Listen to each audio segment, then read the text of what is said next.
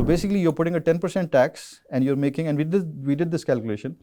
The 10% tax roughly results in about 25 billion rupees extra revenue for the FBR or whoever is collecting GST. Instead of that, you end up, if you take the same consumption that those people who, the 10% who did not install solar that year because of this tax, the consumption of electricity that goes up, and we look at just the cost of electricity as per NEPRA, you lose about 12 to 13 billion rupees back the same year. The last 2-3 months, let's say since Feb 28th, when the war started and the Strait of Hormuz got blocked, the sun does not pass through the Strait of Hormuz, and you've probably heard this argument before. So we get this independence, and this is something which is observed. There's one thing where I say, or I give you an idea, which is a theory, and that we might do this and we might have an impact. This is something which we've all seen. So in spite of the blockages, we were able to overcome that situation and not have the kind of problems which the others had, is because we had a lot of solar powering our or supporting our grid, the way you'd like to call it. A big chunk of it, 1/3 of it roughly, has gone into the rural segment, and specifically when I say rural, it's tube wells. We call it tube wells, the pumps with which you draw water out from the ground. And it's across Pakistan, Punjab, Balochistan, KP, even Sindh. And if you drive down the motorway, left and right, when you see these fields, you'll see solar panels, gleaming in the sun.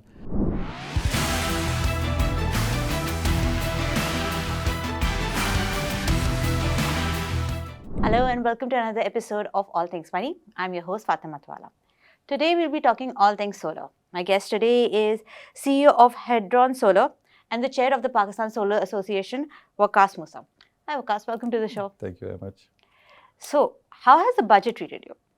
I mean, it's overall, the result has been good because so let me take you back a little bit. In 2022, so the solar industry has existed in Pakistan since about really 2015, 2014. 2015, they started off with the discussion of having a tax on solar.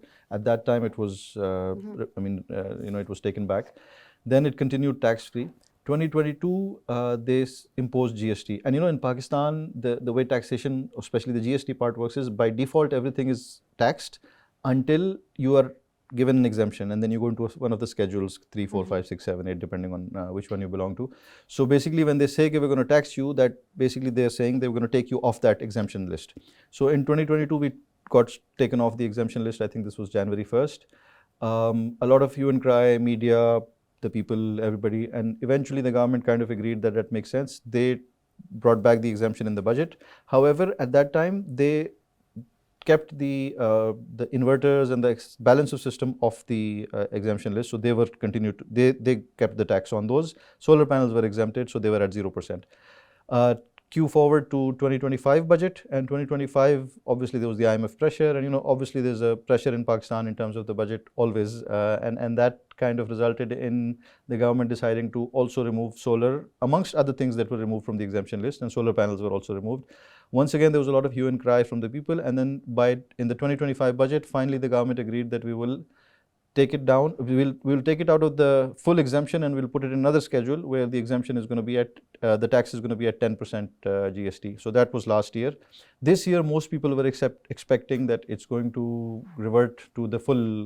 So we're off the exemption list completely, and it's going to be an 18% tax on solar panels. So ourselves, the associations related to solar, the media, industry, a lot of people, they started talking about it, and we started, in fact, a campaign. You might have seen it, #StopSunTax. I mean, basically, if you ask me, my view on this, and if you look at the association, our view on this as a whole is that solar and tax on solar is counterproductive for the economy. It's counterproductive for the economy because you have to understand that whenever you tax something, it becomes expensive. And basic demand and supply, the invisible hand of Adam Smith dictates that when something becomes more expensive, the demand is going to fall. So if you increase the price of something by 10%, even 10%, keeping unitary elasticity, at least you would expect 8 to 10%, 12% drop in demand. So each time there is a 10% drop in the number of people installing solar, that's a problem for the next 10, 15 years, because now once something becomes expensive and you don't use it, then you use an alternative for it. And the alternative for solar energy, which is energy from the sun, is energy from fossil fuels. It could be from hydro, but it's basically alternative energy, which is not clean energy. And that energy, it's not like we're making oils and coal and basically the fossil fuels. We're not making them at home, so we're importing those as well. So basically, you're putting a 10% tax, and you're making, and we did this calculation. The 10% tax roughly results in about 25 billion rupees extra revenue for the FBR or whoever is collecting GST. Instead of that, you end up, if you take the same consumption that those people who, the 10% who did not install solar that year because of this tax, the consumption of electricity that goes up, and we look at just the cost of electricity as per NEPRA, you lose about 12 to 13 billion rupees back the same year. And then this is, you have to remember, this is like a 10-year to 15-year, in fact, more than that in terms of lifetime of solar panels. So it's a counterintuitive decision for the economy, because on one side you're putting 25 billion in one pocket, and then in the same year you're left leaving out 12, 13 billion from another pocket in imports, and then this continues for another 10 years. So over a period of 10 years, you've spent 5 to 6 times more than what you've made in terms of the tax. So it's a very discouraging tax. And this is keeping aside all those other things like the green economy, the benefits which come otherwise from solar energy, the fact that you're more independent. And this is something again which we've just seen recently, and I think that's one of the reasons why, coming back to the tax budget story, this is one of the reasons why the government finally took a softer stance this time. And they, we were expecting this is going to be a huge battle, and there's going to be a lot of push which we'll need. And we did a lot of work. We had this Stop Sun Tax campaign, and we are pushing as the Pakistan Solar Association that not only on solar panels, but we need to bring the tax out from the inverters and related accessories. Unless there is a strategic reason for local manufacturing or anything like this, basically the tax on solar should not be imposed, because it's counterintuitive. And it should go to maybe 1-2% as a token tax if that's required, but overall it should be taxed off. However, obviously the government did not go to that level. So what they did is that they said that we'll continue with a 10% exemption for another year. So we've taken this, and we're just waiting for the budget. 10% tax or a 10% exemption? So it's an exemption from the regular 18%, which leaves you at 10%. So you're still in that exemption list. It's an 8 percentage point. 8% adjustment, and we believe that it should be less. But right now it's the time of the budget. Let's take what we're getting, and then we'll start the campaign. The hashtag, the hashtag which we have, the Stop Sun Tax, is not stopping. We're talking to media, we're talking to other associations, we're talking to the industry associations, we're talking to general public, we're talking to companies. If you go to the Pakistan Solar Association website, our logo is yellow for this 1 month. So we're encouraging people to support this Stop Sun Tax campaign and make your logos yellow. If you have a profile picture, you can add something to it. So this is something which we believe that as a nation, if we can make this decision, it's going to be a good decision. And that's something which has a long-term benefit for us in terms of, as I talked about, the direct saving. And then, I was saying there's this, the last 2-3 months, let's say since Feb 28th, when the war started and the Strait of Hormuz got blocked, the sun does not pass through the Strait of Hormuz. And you've probably heard this argument before. So we get this independence, and this is something which is observed. There's one thing where I say, or I give you an idea which is a theory, and that we might do this and we might have an impact. This is something which we've all seen.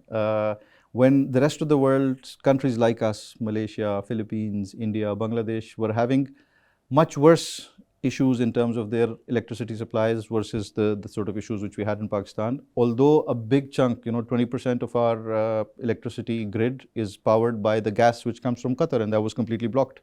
So in spite of the blockages, we were able to overcome that situation and not have the kind of problems which the others had, is because we had a lot of solar powering our or supporting our grid, the way you'd like to call it.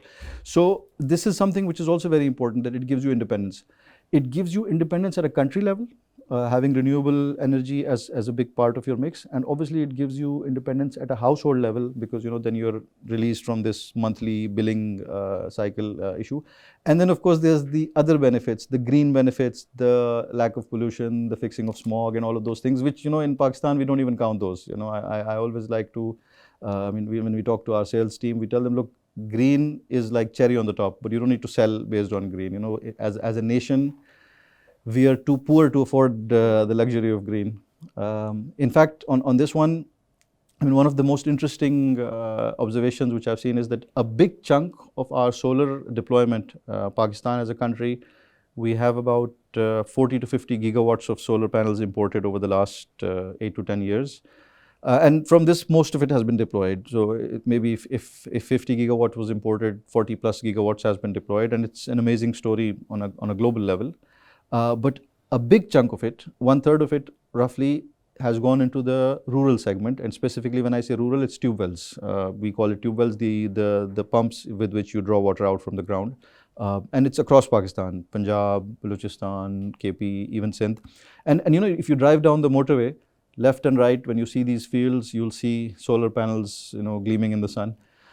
And that's an amazing story, because that's probably, we always hear about solar, that it's something which is for the rich and for the educated. It's not the case. I mean, the farmer is making this decision because it absolutely makes sense, especially if you're burning, a diesel on your diesel powered generator or a tractor engine or whatever. So it absolutely makes sense for the farmer from a financial point of view. And the farmer is very astute when it comes to deciding what to spend and how to. And water is very important for them. So looking at these two things, it's a very clear example of how solar is a financial solution, and it's a solution which makes financial sense rather than something which is just about green or saving the environment or something like this. So I think overall, if I were to sort of just sum up the whole idea in terms of the budget, yes, we've had a good result from this year's budget. But long term, I believe, and the Pakistan Solar Association strongly believes, that we should be considering reducing this tax further on all equipment related to solar, which is beneficial for the Pakistan economy as a whole. I think it makes perfect sense. Solar saves energy bills, solar saves import bills, solar is for the rural. There's also a flip side to it. For starters, I think the government would point out that it did a lot to incentivize in the early years. There was financing available from banks, and then there was the tax exemption. And when it did finally tax, it did when there was a very high rate of solar adoption. So that's one thing. So I think it makes sense that the solar is being taxed right now. But also, in all of this, we haven't discussed the grid. It's great for everybody who has a rooftop. I don't have a rooftop. I have to pay for the grid.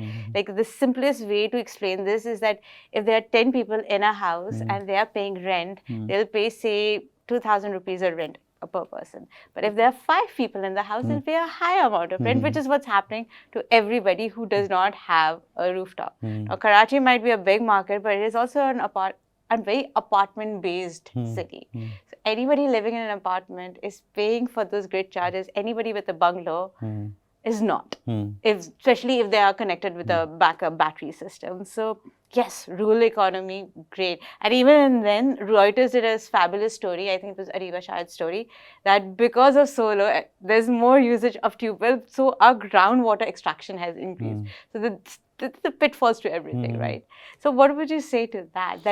That the question being, because of solar, everybody who's connected to grid and does not have access to solar or to solar panels has to pay more. That's very interesting, and that's a very good question. And in fact, that's a question which we look at, and I think the answer to this is that we need to understand that the world has changed. It's like, for example, so that's the first thing. We need to change our mindset, especially as the grid operator, and as the government, or I would say the regulatory and the power sector segment. It's like, if I were to tell you today that we don't want to use mobiles because whatever reason, and everybody needs to call landlines and use landline numbers, you're going to say this just doesn't make sense. The world has moved on. Similarly, we are now smack in the middle of the renewable era transition. So the Stone Age, the Iron Age, the fossil fuel age. The Stone Age did not end because stone finished, and Iron Age did not end because iron finished. Similarly, the fossil fuel age is not ending because fossil fuel finished. It's because the next technology is ready. So solar and storage specifically, when you combine the two together, that's something which is going to solve the problems of the future. And I'm coming to the questions which you specifically asked. So the first thing is we need to change this mindset, and we need to, as the planners of the industry, and this is what we are pushing the government, is that, look, solar is not the problem. Don't look at solar as a problem. It's a part of the solution. So yes, a lot of things which you talked about are going to happen, and this is something which we're seeing regularly happen. In fact, if I remember correctly, the first time I published a study, we did this with the Lums Energy Institute. It was called Utility 2.1. what the future of the grid is going to look like with distributed energy. So this was published just before COVID. Let's say after COVID, we started promoting it. We printed it out. We handed copies. We did seminars. Nobody, paid attention to it. And we had all these terms, the duck curve, the famous duck curve, the famous duck curve, and we'll just talk about it in a minute. The utility debt spiral, again, something which, so this is something which, we in the industry were predicting, pointing out to, I would say, shouting from the rooftops as well about this, that this problem is about to come. What is your plan to solve it? How are you going to integrate it? You can see the signs. You could see the signs back in 2019, 2020, 2021 that storage is around the corner. It's going to come, and this is something which is going to help you to solve problems. So the first thing which we need to understand is that there is a new way of life, which is the renewable era. And this renewable era is definitely going to be powered with solar and lots of electrification and things like this. And then see how you can make life better. So the first thing, addressing the question which you have first, which is, and we hear this often from media, we hear this from the ministry as well. In Urdu, they use this term, sahib-e-sarwat, which basically means rich people. And I always say that, this is just a red herring. This idea of the rich benefiting from solar, it's a red herring because it's similar to any technology. Who gets the iPhone first, who gets the latest laptop first, who gets the, whatever technology that comes in, who gets those digital handicaps first. It's always the early adopters, and the early adopters usually have financial capability as well. So focusing on that is not going to help. The question I'm going to ask them, and I'm asking them, is what's stopping you from helping the others? For example, and it's a very good example, and this is something which we've been promoting a lot as well, is that, the daytime marginal cost of electricity, and especially nowadays because even the net metering buying rate is 8. So you're buying electricity at 8, 9, 10 rupees from the public. So let's say net billing rate. The net billing rate, the current net billing rate. So you're buying electricity at 9, 10. I would say that this should be a little bit higher. It should be around 15, maybe 20. It should be actually, in fact, what we are saying is that why don't you create another tariff? So there is a peak and off peak. So the peak tariff is 6 p.m. to 10 p.m., 7 p.m. to 11 p.m. depending on the season, and the rest of the day is off peak. Why don't you create another tariff which is called super off peak? And or even if I may, you should call it the solar off peak tariff for the benefit of it, from 10 a.m. to 2 p.m. when your marginal cost of electricity is lowest. Most of your plants are kind of in a so the duck curve problem is still there, but let's see how we can help the duck curve problem a little bit. And it's not just one solution. We have to find multiple solutions, and we've been advocating those. So you create this tariff, super off peak, and this applies to everybody. So if the normal tariff in the peak is 50 rupees, in the off peak it's around 35, in the super off peak you make it 20, make it 15, and you buy the electricity from these rich people, the sahib-e-sarwat, at 8 rupees, 9 rupees, whatever, because they've got their investments, they've done their solar panel things, and you supply it to everybody. So that way your electricity also goes down. So the electricity bill for everybody goes down. And what that does for us as a Pakistani grid is that it also encourages consumption patterns to change, because price is generally the best driver of behavior. And this is not something unique. I mean, we've been seeing this with mobile companies since I was in university. We had these late night, even today there's lots of packages where 12 a.m. to 9 a.m. in the morning data is all you can use.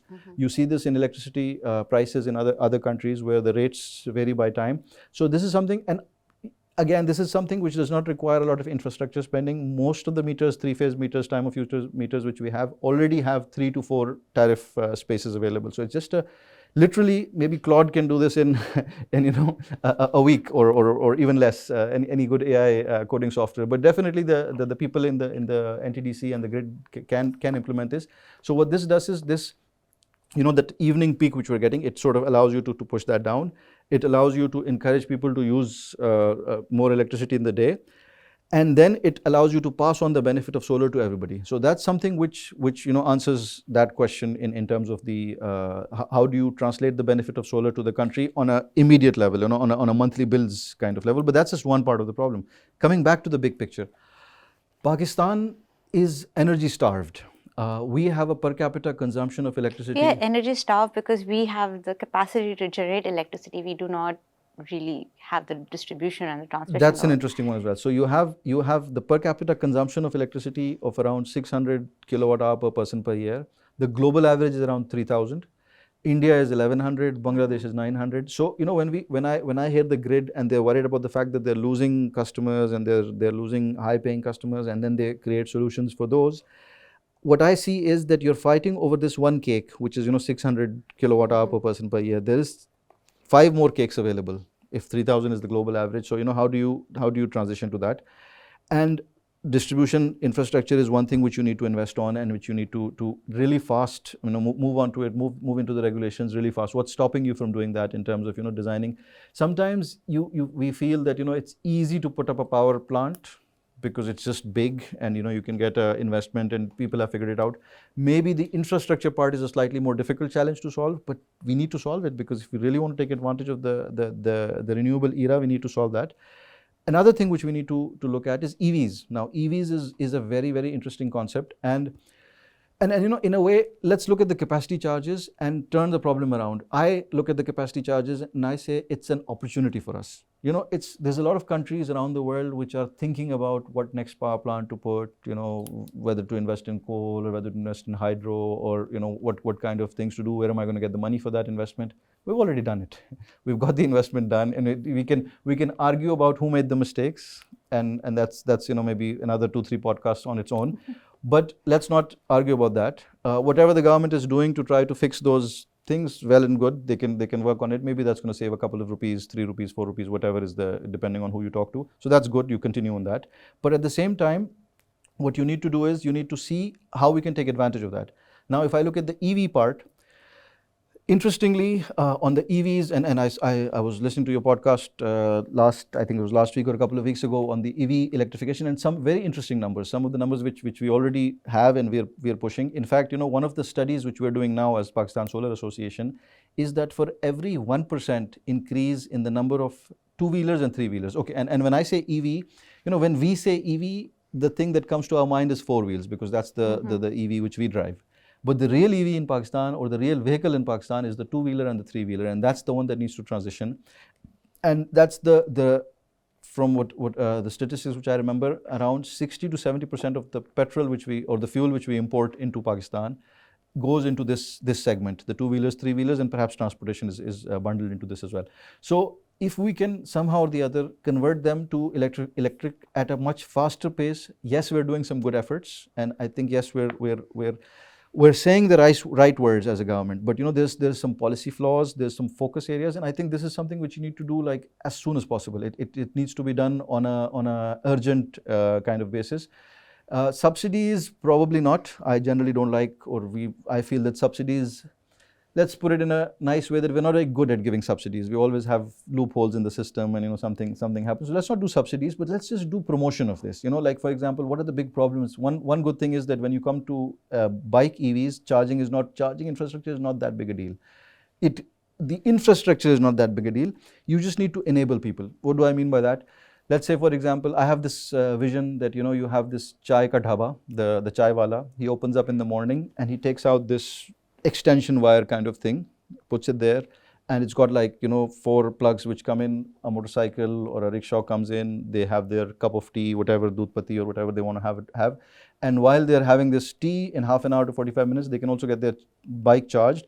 And he opens an app, which again in Pakistan people are doing, scans the QR code, Easy Paisa, Jazz Cash, whoever is willing to do that. Somebody's got an app. So it's basically just a matter of quantifying this. If you look at Karachi specifically, you go to any neighborhood in the night, in the buildings, there's places downstairs where they call these the bike stands, because you have to park your bike somewhere in the night. So the gentleman who's responsible for that bike stand, he just needs to be educated on how to make this a money-making business. And believe me, Pakistanis are very creative. We love jugaad. They will find a solution. What we need is lots of TikTok videos on how to make these charging stations. What's the number of breakers you need, where you can find this wire from Sadr or Hall Road or whichever city you're based in, and how it's going to be something how much income it's going to generate for you. And once you have this in place, and this is just one area, you can have small charging stations like kiosks kind of things done on universities. Any university you go to, there's bikes. You go to a mall, there's a line of bikes parked outside and they're all stationary. You have swappable battery technology which is coming, which goes very nicely with deliveries and the ride delivery and the ride ecosystem.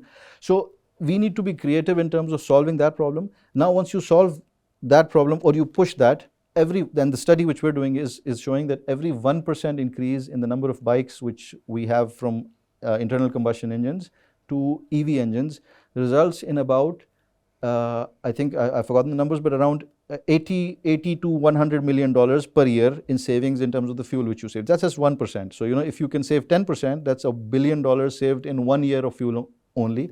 And you can save more and more and more of that. And the amazing thing is we already have the electric supply available, because if you want to charge these, where are you going to charge them from? Of course, you can solarize things, but even if you don't, you use the regular grid. And if you use the regular grid, we already have, and that's where the capacity charges play in our favor, because the beauty of the capacity charges, and I'm using this word very deliberately, that while on the one side, when there is less consumption, the capacity charges divide over a lesser number of units and becomes larger. But if you can increase your consumption, these same capacity charges go in your benefit, because you have more units being divided by the same capacity charges, and you're going to decrease the capacity charges. And we already have all these power plants installed, and everything is running there. So that's something which we need to look at very, very aggressively. So that's like, I've talked about, one, looking at the big picture in terms of the size of the cake. So that's one thing. Second, we talked about this tariff changing. Again, this is a very simple solution. You don't really need to do a lot of rewiring of infrastructure investment and calling in another IPP kind of structure. You just press a few buttons and do some good programming, and you get that done. We're now talking about replacement. When you look at that's the important thing. We don't look at the power sector in isolation. We have to look at the energy sector as a whole. So we talked about power. We talked about fuel, and I think with that you already solve the problem to a large extent. Then within this sector, the energy sector, there's another very interesting one. It's the gas. Now, gas is a sector where we have a crisis brewing. So the capacity payments trap, or the capacity disaster which we are sitting on in the power sector, we are kind of, some people would say we're already in it in the gas sector as well, and some people would say we're on the verge of it. And I think the Qatar example during the current crisis kind of proves it very, very clearly that we don't have gas ourselves. And it's amazing, this story. In November we were celebrating the fact that we have negotiated with Qatar, and we're going to divert, I think it was October or November, we're going to divert out of the 20 or 30 cargoes, most of them to outside. And we were celebrating the fact that the agreement was something or the other, that if there's a profit, Qatar is going to keep it, and if there's a loss, we're going to share on that.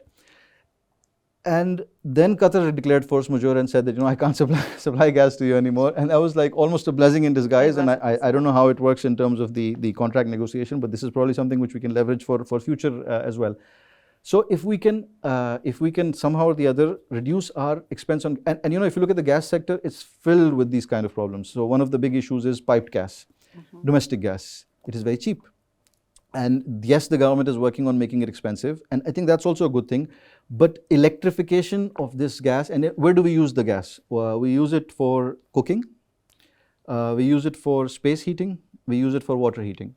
Space heating, the problem has been solved a lot by these new generation of inverter-based air conditioners. So, for example, Karachi, we don't really see that, but when I started, when I went to Lahore the first time to study, and every room has a gas connection, or used to have a gas connection, and now I used to wonder what was that. And the first winter came, and I realized, okay, that's what the gas connection is for. But if you go to a Lahore home today, you don't see those gas connections anymore, because everybody just uses inverter air conditioners. Have solar, and get lots of electricity. You know what I find brilliant about this answer? Every solution comes to solar. Of Even course. the IPP solution comes to solar. Everything. I think Gas, solar. Petrol, solar.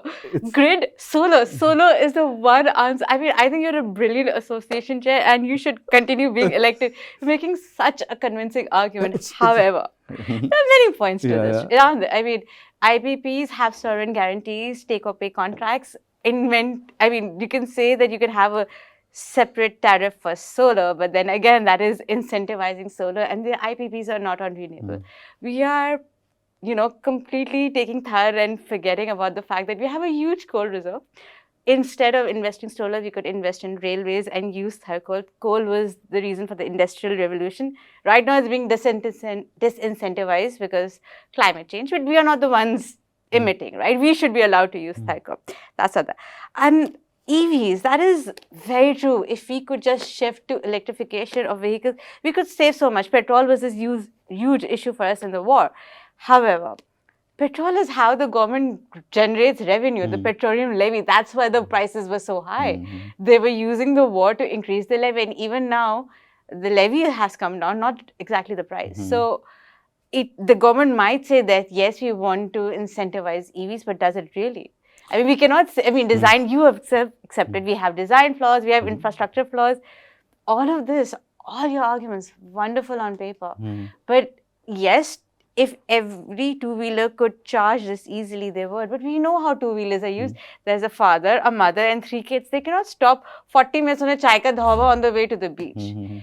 If EVs, two-wheeler EVs was such an easy solution, like the way the solar has become a revolution, the EV revolution would have been here. But the creative bike wala who will take care of the bike will just take the battery and go, you yourself carry a backup wallet in Karachi. Yes. For a two-wheeler EV, the majority of the cost is the battery. They would just jack the battery and sell it if you could, if there was a market for it. So, I mean, I think anybody, like, I would love to have an EV so that I can stop paying petrol, but I don't have a rooftop. I don't have solar. And what if I run out of charge, even if I manage to charge it? They're just, in the last podcast that I had with, I think it was Faraz talking about too, I think saying that charging infrastructure is not an issue. No, the charging infrastructure is the issue. The solar revolution has enabled BYDs to be in the market. Those BYDs and Deepas, those are second cars for people who have solar. So again, all of this, the infrastructure and the policy flaws, the design flaws, I don't think they can be just explained away that easily. Even though solar is indeed the answer to everything that you said. No, I mean, it's, look, in terms of the solar being the answer to a lot of the questions, it's not just that solar is the answer to those questions. We just need to accept that, or we need to understand that we're entering the renewable era.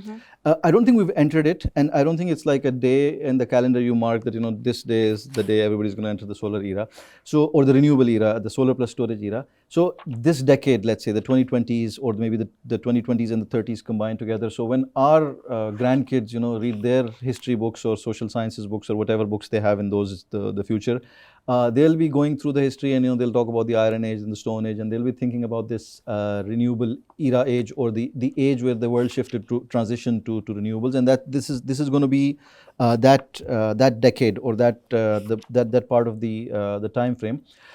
And, you know, a lot of the questions which you asked are very valid, and I think a lot of them need answers, and some of them we have the answers for.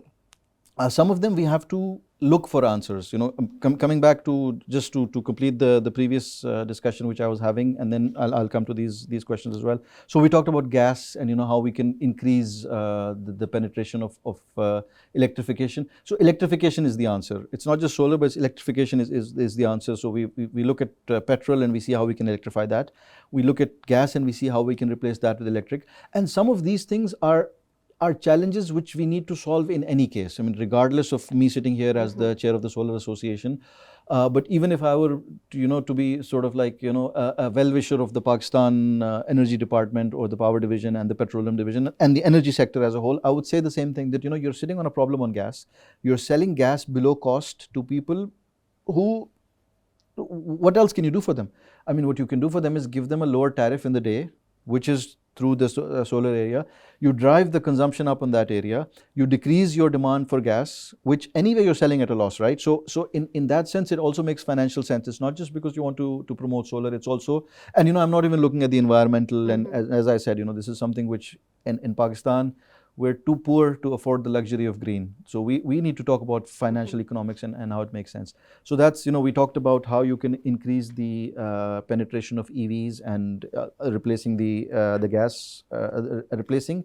So basically electrifying things where we already have a high capacity of electricity available. So that allows you to use that. Spreading this electricity to other parts of the country, you know, even today, and that's one of the very interesting things about solar, and this is something which, you know, when I entered the solar industry, or when I started working in solar, one of the things that inspired me, and in fact this research was done in Karachi, I was in Sadr, so I was, you know, I'm an FMCG marketing guy. How did you go from FMCG marketing to solar? I wanted to come back to Pakistan. I had done a lot of, alhamdulillah, had a good career in FMCG. I mean, in fact, I started my career in Pakistan as well, but then, I mean, I lived abroad for almost 14 years, and I wanted to come back to Pakistan for various reasons. And, you know, solar was a field which attracted me. the good thing is I'm a marketing guy. So, when any industry needs marketing, any industry needs somebody to understand and talk about what you're trying to sell. So that's somewhere where FMCG fits in. It's where I do consulting in marketing that fits in, and also the so solar industry fits in as well, because marketing, it's like finance. Every industry needs finance. Every industry needs marketing. So my sort of like the moment when it was a decision which I want to do this was that I know I was sitting in Sadr and interviewing some shopkeepers. It's the way you come on a vacation, or you're out with friends, and there's always this plan that we should be looking at doing some kind of work ourselves, and then one of the ideas came up was solar. And I was sitting in the market expecting that this is going to be something which burger type of the word use of the word burger type of audience would come in. But when I was sitting there, a truck driver or a rickshaw driver came in, and he was sitting in the shop. We were interviewing this guy, but obviously he kept us aside, and he dealt with the customer for about 15 minutes. He sold him like 2 meters of a wire. He sold him a socket for like a car charger kind of socket, one solar panel. The total bill was 6,200. They negotiated a little bit. He gave it to him for 6,000. And when he went, I asked him, what is this? I mean, I was not expecting this profile of a customer to come in and buy a solar panel from you.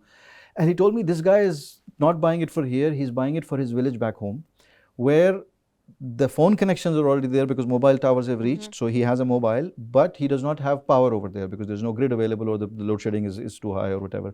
So he's going to charge the battery in the day, and then charge his mobile with that, and in the night and he also bought one bulb. So and that, when I looked at that was like something clicked, and I was like, this is something which I think we can work on this. This is something where you can have an impact. And that's something which the question of this Sahib Sarwat, I always talk to, when we talk to these NGOs and even the government sector, we tell them, look, you're right. Yes, the rich install solar first. So I have a 10 kilowatt solar system in my house. I save, maybe the whole year I've paid a total bill of maybe 100,000 rupees. Amazing, very happy. I think I should pay at least 100,000. So Lesco is kind of happy as well. They've got the bill and everything, and it's there. And I agree with that. Even the net metering, net billing policy changes, some of those make sense, and we can have a separate discussion on that. But the 10 kilowatt maybe saved me 600, 700,000 rupees by the end of the year.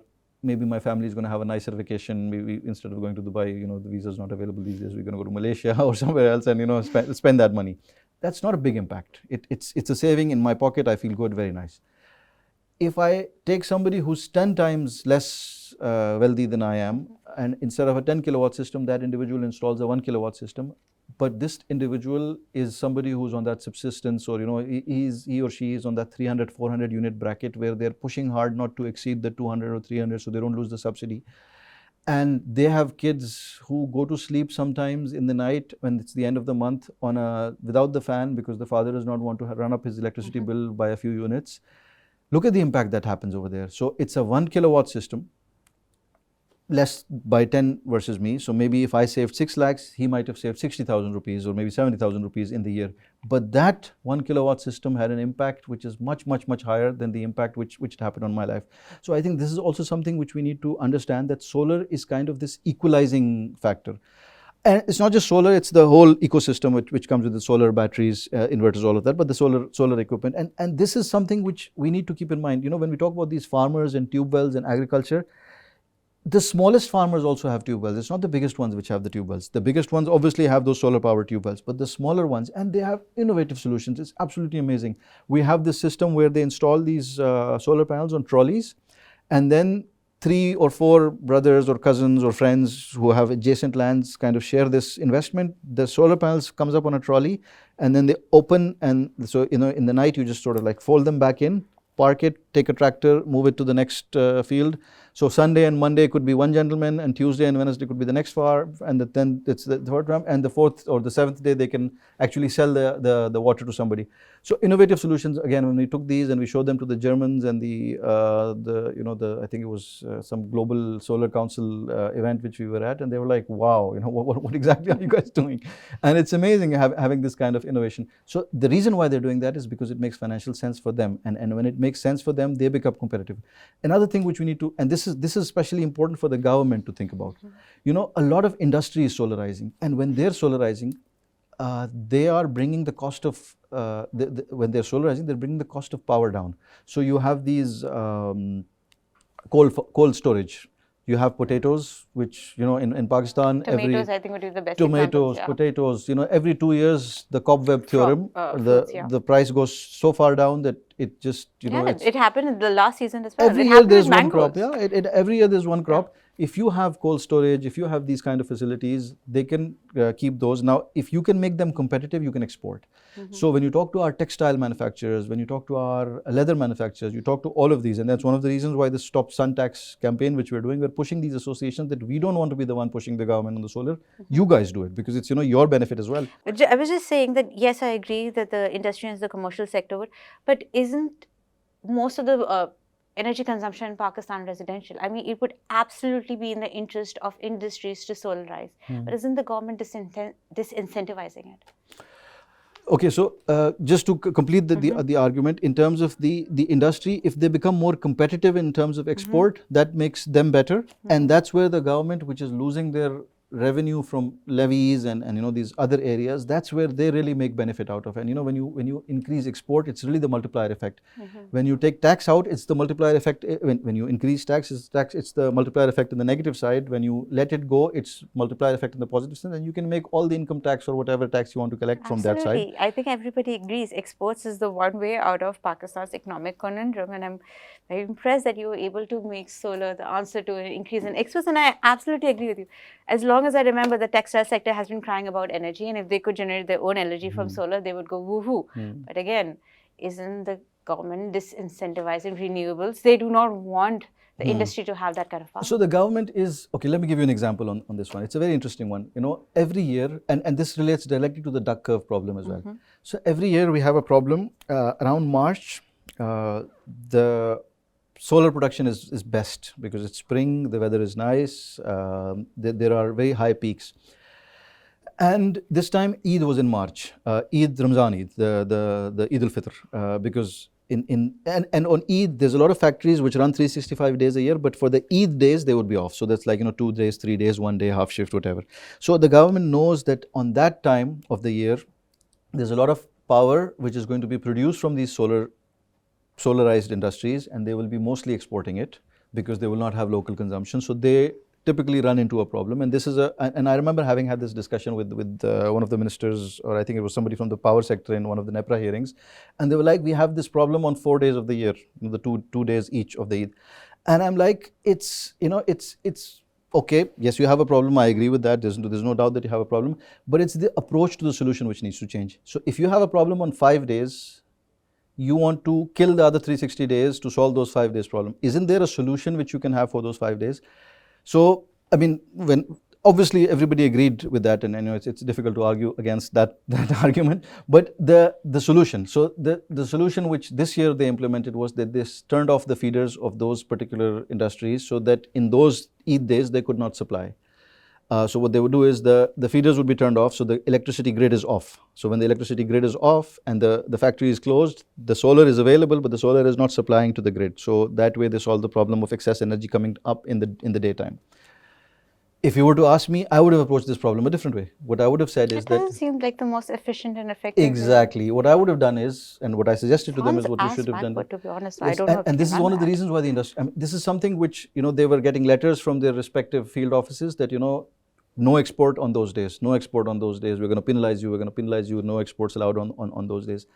Another way of doing that would have been that announcing that on the days of Eid, the government has decided that to make it easier for the people, from 10 a.m. to 2 p.m. electricity would be free for everybody. Or at half price. Yeah. And you would have solved the same problem in a much positive way. Again, this is just an example, and the example is just to sort of amplify the way our government thinks. But I think this is the sort of approach we need to apply on a lot of other things in terms of the power sector as a whole. As soon as you take this idea that solar is here to stay and solar is part of the solution rather than part of the problem, then you can open your mindset to a different kind of thinking. One of the things which I talk about a lot is having a BESS emergency. BESS is this battery energy storage systems. And one of my biggest criticisms of the net billing to net metering policy, the net metering to net billing policy, is that while we agree in principle that the policy needs to change, and obviously there's no policy which stays forever, the way it was done and the way the new policy has been structured, it's harmful for them in the long run. Why? Because 50 to 60% of our power comes from residential sectors, and when you create a price difference, a delta of 8 rupees where you're buying electricity and 50 rupees where you're selling electricity, and the consumer doesn't care about CPPA and RPPA and PPPA. They say that this is my bill, divided by the number of units, this is what I'm paying. 50% of this is coming, or 30% of that is coming from taxes, Neelam Jalam surcharge, this and that. They don't really care about these things. So eventually it's 8 versus 50. Now when you leave a gap of 8 versus 50, a lot of these customers, and again you have to remember these are sahib sarwat, these are people who are rich, who can afford things, and who like technology, they're just going to invest in batteries. When they're going to invest in batteries, you're saying that's a good thing. I kind of agree with it. It's a good thing, but once you're letting them go off grid, so first they're going to install 2 batteries. And for a 500-yard, 250-yard house who has a 15-20 kilowatt solar system installed, they'll probably need maybe 10 batteries, 8 batteries to be completely off-grid. They're not going to go for 8 to 10 batteries in one go. They do have the money to do it, and the payback is interesting enough for them to start thinking about it, and the payback is only improving, and that's something which again you need to keep in mind, that the batteries are where solar was 5-6 years ago, and battery prices are going to fall. Maybe not immediately, but it's going to be like a tumble and then stay, and then tumble and then stay. So they are going to fall. The Chinese are at it. There's no stopping the Chinese. Hands down, I agree. When I was doing that podcast with the media guy, Hyonics, the amount that he quoted, my first thought was, if I had a rooftop, I would be going home to my family and discussing, let's have a whole battery solution going on, because that price is coming down. But I think that whether it's net metering or net billing, if I can be independent of the grid, why pay anything to the grid at all when I can have my own system? Which is what's going to happen. I think that they're going to, in the next 10 years, do you not see localities having their own microgrids? Very interesting. So this is a debate which is happening in the global industry, and this is another reason why Pakistan is very popular in the global solar industry these days. We've done what the others were still thinking about. So we've just sort of taken a lot of solar, and the best thing and the most important thing which I think we missed in the earlier discussion, what's the incentive in it for the government? The government does not need to invest in another IPP for the next 20-30 years. What does it do with the existing ones that they're just burdened with? Okay, let's take these problems in 2 separate steps. One is creating the demand to get the existing ones running. And yes, we've had 5 years of really bad economic situation. Let's not talk about who to blame for it, but it's a bad situation. Whole different conversation. But it's not going to stay like that. So we are going to have some normalized kind of growth. Maybe not the 10-12% which China was delivering, but even if you have a 4-5%, some of these plants which we have overcapacity right now, in a few years they will be useful as well. But the government will not have to invest in future ones because the people are doing the investment, and that's the most the remarkable thing about the Pakistan solar revolution is the fact that it's people led. You know what? If I were the government and I want to put up another power plant in the middle of Lahore, I mean, I need, let's say there's growth and I need more power in the middle of Lahore, middle of Gujarat, middle of Gujranwala, middle of Karachi, wherever. There's no space. And solar is the cheapest. There's no place to put up a solar plant. But if I can create this net metering, net billing policy in a right way, people are more than willing to put their solar on their rooftops. They're willing to give their rooftops to the government because if you can make the equation attractive. Now, when you make the equation 50 versus 8, I'm sorry, that's not attractive. People are going to shift to batteries. What I want to encourage people, and the power people need to have this principle in their mind, that I want to use their rooftops, but I want to have the battery on this side of the meter. And this is a debate which is happening globally. The rooftop is something which we want from the people because, space is expensive. Somebody's putting up a solar panel in his rooftop and supplying electricity to you.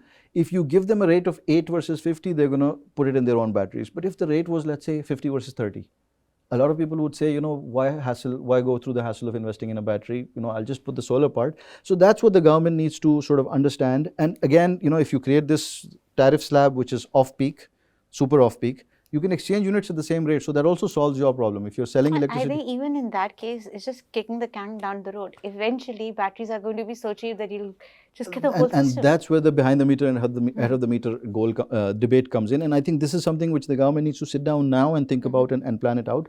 So what we have been advocating is something called the BESS emergency, the battery energy storage systems.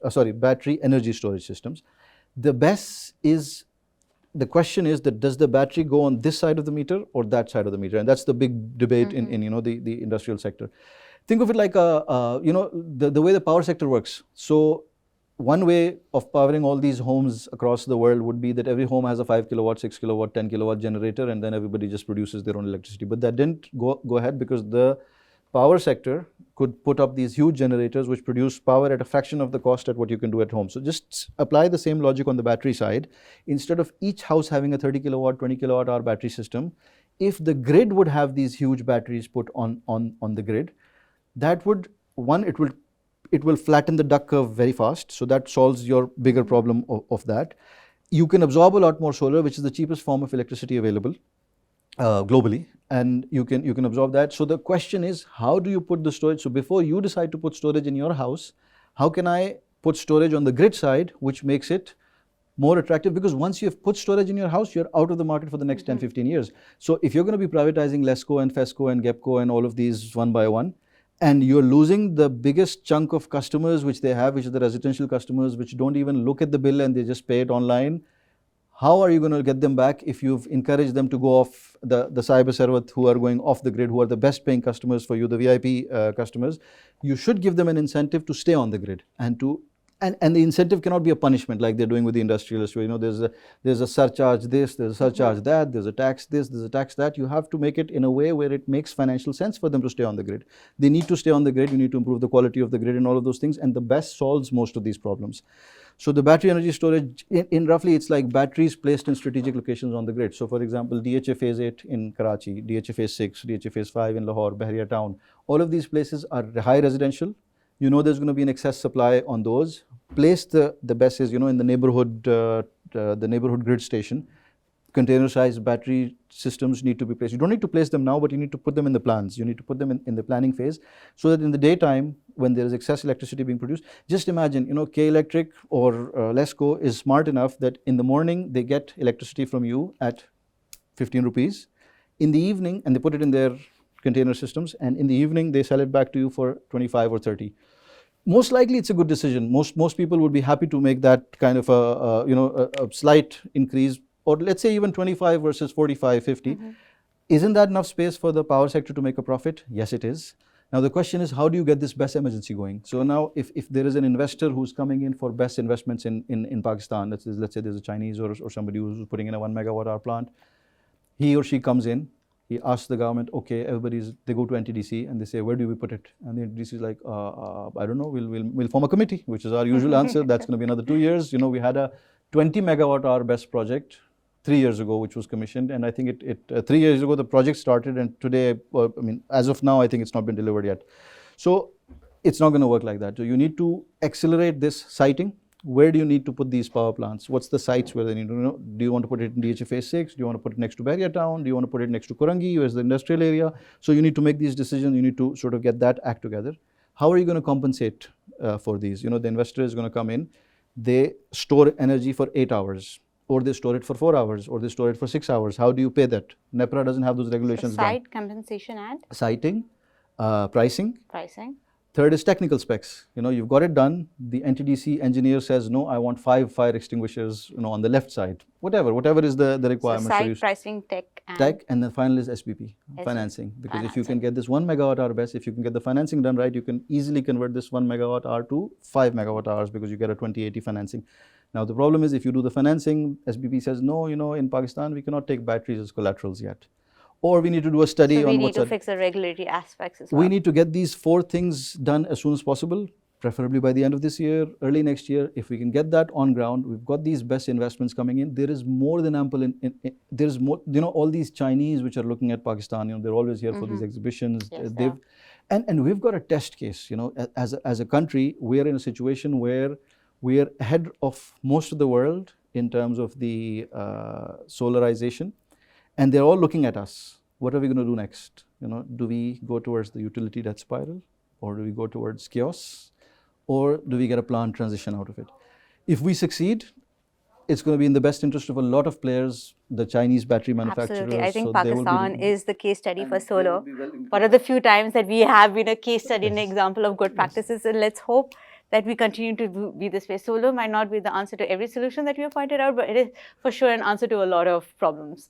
So thank you so much, sir, for coming to the show. It was Very illuminating. Thank you, Fatima. It was a good discussion. It was a good Yeah. discussion, yes. We had a very interesting discussion with Waqas about how solar can be the solution to almost all our problems.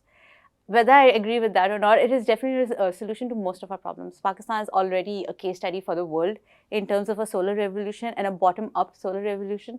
So what we do in terms of infrastructure and policy now decides where the energy transition is going to be in the next 10 years. Do we stay in this circular debt crisis, or do we come up with creative, innovative solutions that allow us to harness the energy of the sun? Thank you so much for watching.